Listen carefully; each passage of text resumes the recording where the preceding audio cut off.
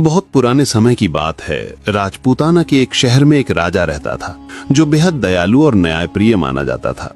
उसके राज में लोग इतने खुश थे कि कहते थे शेर और बकरी भी एक घाट पर पानी पी लेते थे। हर तरफ शांति ही शांति थी। राजा का एक ही बेटा था। नाम तो राजकुमार था, पर दिमाग से वो बहुत समझदार, नेक दिल और हर काम में माहिर था।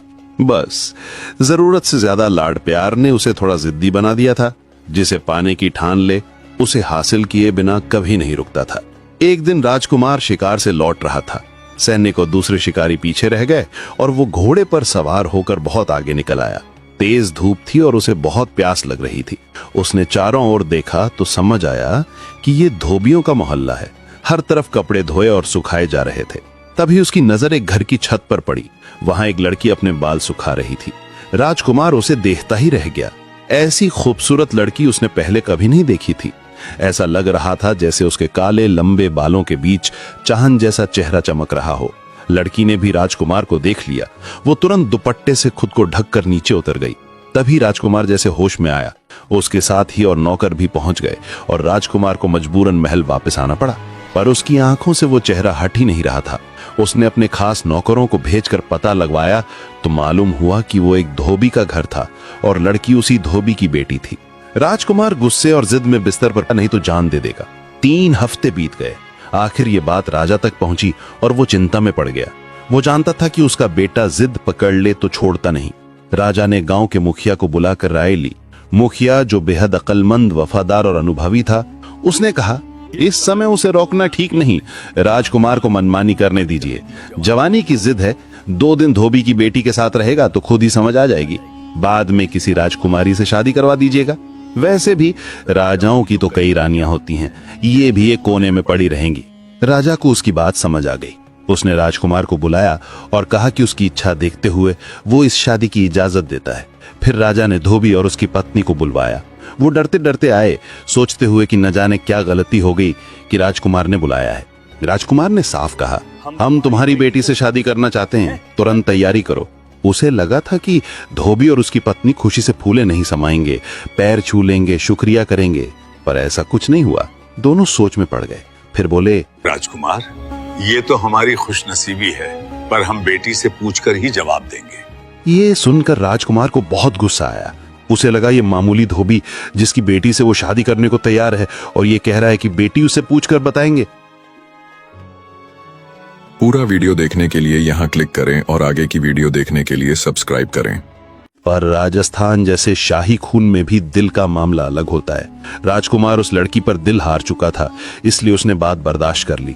उसने बस इतना कहा, हमें इनकार सुनने की आदत नहीं। मना किया तो पूरा खानदान जेल जाएगा। डरते कांपते आए थे वैसे ही लौट गए। घर पहुंचकर उन्होंने लड़की को बताया कि राजकुमार उससे शादी करना चाहता है और अगर उसने मना किया तो उनकी जान पर बनाएगी। लड़की बोली, ठीक है, मैं राजी हूं, लेकिन मेरी 4 शर्तें हैं। आप राजकुमार को कहिएगा कि खुद आकर मेरी बातें सुने। अगर शर्तें मंजूर हों तो बारात लेकर आ जाए। अगले दिन धोबी राजकुमार के महल पहुंचा और लड़की का संदेश दे दिया। उसके मन में डर साफ दिख रहा था, कहीं राजकुमार गुस्से में उसका सिर धड़ से अलग ना कर दे। उसे खुद भी हैरानी थी कि उसकी बेटी में इतनी हिम्मत कहां से आ गई कि वो राजकुमार के सामने शर्तें रख रही है। राजकुमार ने जब सुना कि लड़की ने उसे शर्तें सुनाने को कहा है तो पहले तो उसका खून खौल उठा। दिल किया कि तलवार खींचकर धोबी को वहीं खत्म कर दे, लेकिन फिर एक तो वो लड़की उसे सच में पसंद आ चुकी थी और दूसरी बात, उसे भी जिज्ञासा हो गई कि आखिर ये धोबी की बेटी कौन कौन सी शर्तें रखती है। राजकुमार उसी वक्त धोबी के साथ उसके घर पहुंच गया। 2 कमरों का छोटा सा मकान था। नीचे धोबी, उसकी माँ और पत्नी रहते थे और ऊपर की मंजिल पर लड़की का कमरा था। राजकुमार पहुंचा तो लड़की नीचे कमरे में पर्दा डालकर बैठ गई ताकि उसे सीधे ना देखना पड़े।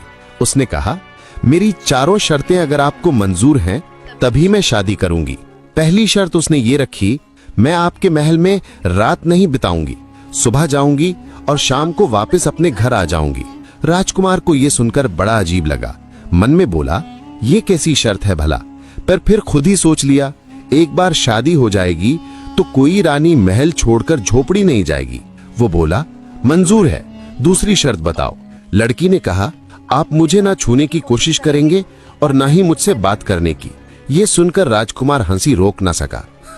ये शादी है या मजाक? लेकिन फिर उसने सोचा चलो बाद में देखा जाएगा, और बोला ठीक है, ये भी मंजूर है। फिर लड़की बोली मैं आपके महल का पानी तक नहीं पीऊंगी। राजकुमार ने मन में हंसते हुए सोचा पूरा दिन महल में रहेगी तो ना खाएगी ना पिएगी। वो बोला ये भी मंजूर है। आखिर में लड़की ने चौथी और सबसे कड़ी शर्त रखी, अगर आपने मुझे उंगली से भी छूने की कोशिश की तो रिश्ता उसी वक्त खत्म और मैं कभी वापस नहीं आऊंगी। राजकुमार ने मन ही मन सोचा ये लड़की कितनी अजीब है और कितनी बेअदब भी, लेकिन उसके दिमाग में एक ही बात थी। पूरा वीडियो देखने के लिए यहाँ क्लिक करें और आगे की वीडियो देखने के लिए सब्सक्राइब करें।